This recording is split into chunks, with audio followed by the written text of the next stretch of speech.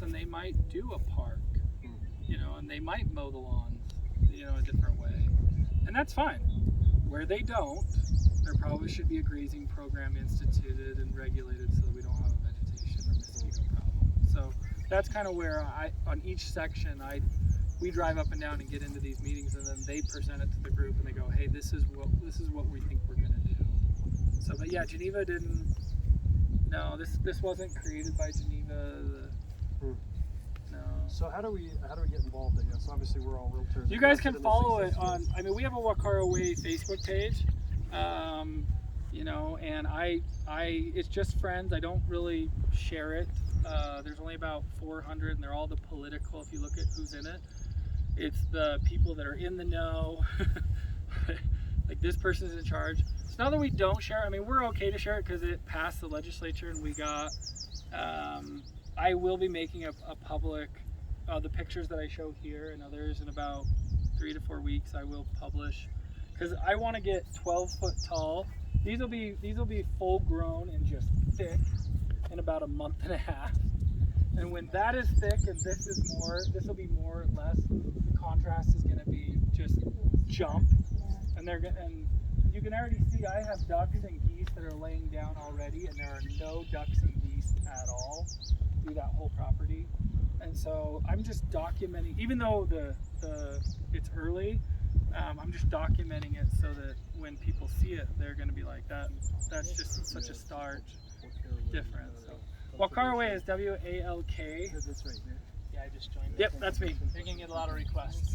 Yeah, if you guys want to join it, and also the other thing though that from you guys and why I'm glad you're here is, I've been trying to. I mean, obviously I'm not the smart. I feel like I'm a networker, right? I feel like I've learned more from the people that are in the group, kind of organizing it. One of the things where I feel like there's a gap in what we're doing is I'm trying to identify what happens to property values before this happens to when the lake problem is solved to like what happened after.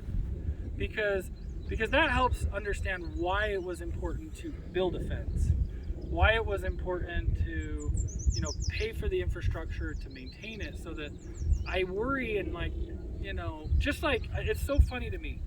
30 years ago, this problem didn't exist.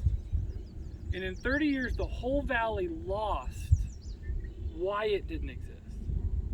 And so I always worry, like, I'm like, guys, I have to document that this is where it is because I know it won't exist in 30 years.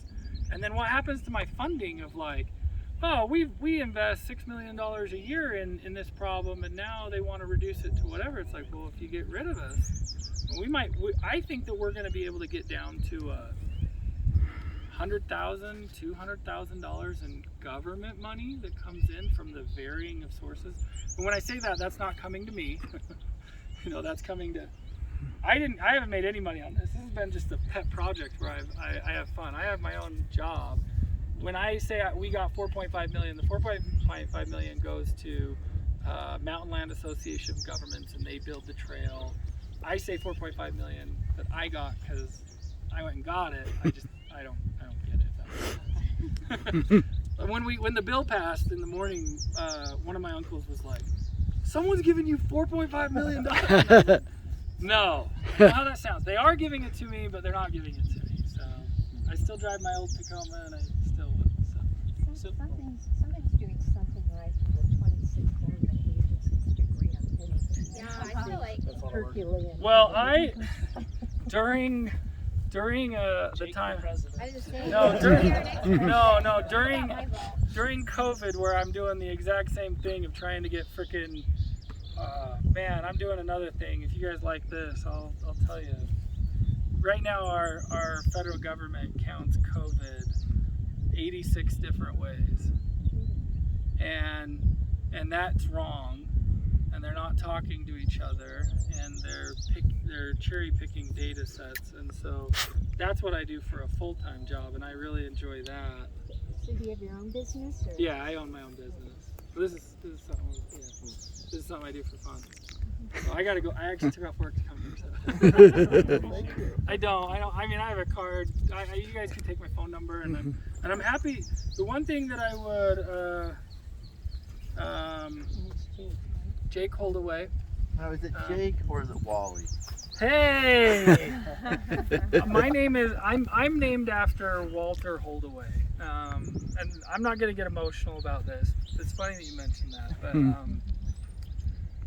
you know, my great grandfather was Walter. And I mentioned to you guys Amos, the first county commissioner. My great grandfather's name is Walter. And he was Amos's son. And he was the person that organized the effort to raise funds to build Orem Sira. And at that time they were, we need to save this particular part of property for future generations. We need to build a tabernacle, and the legacy that the Sira has built for Orem has been fantastic. And I know that if we take care of this, like in 30 or 50 years, people are gonna go, look at this park. And so yeah, I'm a history guy. But yeah, my name is Jacob Walter Holdaway. I'm named after him. So, sorry to get emotional. I usually don't share that part, but that gets me excited about. That's great. I have a question. Talk about grazing rights for the land. Yes. So do you own the grazing rights and the land? How does that No, work? so the land, in every property, when we engage them, we hope that they would either give over the property rights, because it's just wetlands. Certain landowners don't want to give up their ability to ride a four-wheeler down to their beach. And I understand that. They've owned it for many years. So I say, can we get the easement for the trail? And what are you doing with your cattle rights? You know, you haven't used them. Could you donate just that, like the easement and that? If you don't feel comfortable in donating it, could the state buy that from you? So the state or the county or the city, could they buy that from you, and then could they put that into Walkara Way? And so then I go meet with the government entity and I say, is this of value for you to buy? And they all believe it's of value for them to buy. Now the good thing is that it's wetlands, so the value of a wetland is very low, right? So we're talking about, I think my dad's portion is worth like $60,000 is all. So it's not, and how do those, how do you, And so- can you sell your grazing rights to somebody else? correct, you can do that, just like you own mineral rights or you own a But you property don't own right. the property, just the And rights. just like, I don't know if you guys followed the recent thing on Brideville Falls where it was put into a conservancy district. So a conservancy district is set up kind of like how the Utah Jazz was set up, for how like Utah Jazz, even though they were purchased by Ryan Smith, they're actually still in a foundation, so Ryan Smith cannot move them out of Utah. I don't know if you know that. So Walkara Way is being put into a conservancy district, which means that Jake Holdaway, I couldn't turn around and go, hey guys, let's put some houses and some condos and let's do this. And the federal government sets those up. So I've had to educate, you know, because my background, I've had to educate people why those exist. And they exist for passing on things to future generations and putting this into, since it is 1,000 acres of wetlands, putting that into it. And they usually like our vision. Most of the people are like, wow, Jake, I feel like you're robbing the government, and you know, like you're getting. and I say, hey, look, you got to trust me, and I will tell you, each property owner has asked for different things, like, hey, I want to make sure there's a bathroom, or hey, I want a fence in a certain place, and I want it until I die. I want my grandkids to be able to drive their four-wheeler because this is our property. Yeah, great. If we need to put that into the contract, for great. There's one property owner that he hunts the deer and elk, and my dad does not hunt the deer that are here, and so we gave him our tags in perpetuity. So there's a lot of just working this out. Are there elk down here? There are elk down here, and there's about 150 deer. The elk only come down in the winter time, and we're not really sure where they come from yet, but we've seen about I think the biggest group we've seen is about 15. But they're usually just smaller groups. So anyway. Hey, one thing I'll add, if you guys listen to podcasts, the Utah Lake podcast, if you guys have subscribed Yeah, to that, Sam. Have you been interviewed on there yet? Yeah, I did when it was very young, and I didn't say a I was lot. gonna say, I think I listened to your Yeah. episode. Well, I was worried. I was worried because like you guys gotta realize like failure. I don't like to talk when I didn't know or anything. I wasn't really confident in saying like. There's been a lot of people that have made a lot of promises, and especially when we're talking about taxpayer dollars, there's like a fiduciary responsibility of like, okay, I know cows were here, and I know it happened. It's so funny, but like, we knew it happened up at Ogden Bay, but we were like, are the cows gonna eat it here? You know, because like I live here, and if it fails, it's like, you know, it's scary. So we've been kind of slow walking it and kind of. Like, why tell, at this point now that we have the money, it's like, why tell them when they see it? You know, we haven't even published into the neighborhood here that the cows are here. So a lot of people don't even, and the reason why we did that is actually I wanted to study how many complaints, who would complain, and then I wanted to interview them when they did complain of like, okay, you don't like mosquitoes though, what would this trade-off is? But nobody's complained yet, so we're still, you know, and I don't think How'd they're you gonna. let them know you would have had complaints? Yeah. Well, it was scary. It was kind of like because we had this type of Phragmites that's right here, that kind of thick, that comes out to here. It was all thick through here when we put in the fence, and it was really kind of. And the cows knocked it down. You guys didn't knock it down. No, we didn't knock any of it down. Cows just knock it down and go through and do it. You find the golf balls easier now. Yeah. Hey, so There's a walkway. is it Well, accessible okay, so they've right only been now? here Like, 6 if weeks. me and my I wife Well, want to have a this summer when picnic we or got check out the people out Baldy, here go So, barbecuing and it's they're not flying, yet. blame it on I mean, us. it is. I mean, we don't Oh, yeah. care if people come in, Oh, yeah. You know, but, we're gonna find consensus these are about chained off maybe right some now. things. only because the golf course was concerned since we promised in our contract we would have an 8-foot solid fence. And the golf course came through and was like, until you get this next section, will you chain that up? I'm afraid. The cows haven't got out, but we have these, so they'll just walk right through here. Wander the golf course. They're not gonna be plowed there. No, so we'll only bring them in. Right here, we brought them in really early. We probably wouldn't introduce them until right now. And then in October 1st, we would have them removed. I don't want to say this too publicly, but obviously my goal is to have 0 taxpayer dollars. Like that's what I've kind of thought. Like if I can make the money off of Walkara Way, the conservation entity, not me. If we can take the cattle money, which is probably going to be, $100,000. That's an employee, checking the fences. And then could we do a hay rides from one section to the next in the fall, and show the Eagle's Nest and do courses? How much would that pay? How much people would pay for that? Could we do hot chocolate? Could we teach?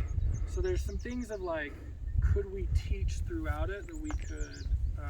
Field trips. Field trips for kids. Mm-hmm. Yeah, could we do something like that? That hey, that money, and that's what I've talked with all the government entities know that it's like there's got to be something like the Tracy Aviary. They are on public land. They're doing the same thing as what we're doing, but they make money by selling tickets to have people come in to do that. Can we have something like that where there's a board and every government entity would sit on the board and they would be able to see, okay, you made this much money from cattle, we'll pay this much, and how small could that grow? That's kind of the way it's been set up, and we had to do it that way to get taxpayer dollars, is have it be controlled by a public. You solve the bug problem, every home in Vineyard would pay you a bug tax. Right. Well, that's what one of the things. Well, but as we get rid of the problem, are they? Oh, I don't want to pay for this anymore. So that's one of the things that I worry about. Is like, long term, we have to document how big of a problem it was before the funds dry out, right? But my biggest costs are the infrastructure in the front end, the fencing, and then the path, and then the signage, and then I've got and then how do I bring people here, right? And so I've got a really, really large Utah sign coming that's at the point, that's white, so that people will get on the path and they will be staring at Timpanogos, and they'll take their picture by it. So it's kind of get people to come, and it'll be like this. Childhood. What? What a charmed childhood. Me? All these acres of land Yeah. to roam. My No, God. I love. It was hard talking our family into turning it over. You know, before my grandma died, I knew that I was the grandson that was the only one that was in Vineyard that was there. So we went and took a lot of tours, and I was like, you know, how much is this worth? $80,000. Okay, that's not a lot of money, but I'd love your feedback. But I think this is worth. If we can really solve like what we think we are, I think this is so. I can't tell you how many people have come down here during COVID for mental health purposes because we're so close to lakes, and having an eastward opening with you know, a trailhead where they can just jump on and get out in the middle of nothing within just a short ride, but yet we're in the middle of a city. You know, I don't know if you guys have ever read the history of Central Park and in New York. They talk about why when that was created by the Rockefellers, of like setting this aside, and how important it was to the city to have a mental health place where people could go out and do that.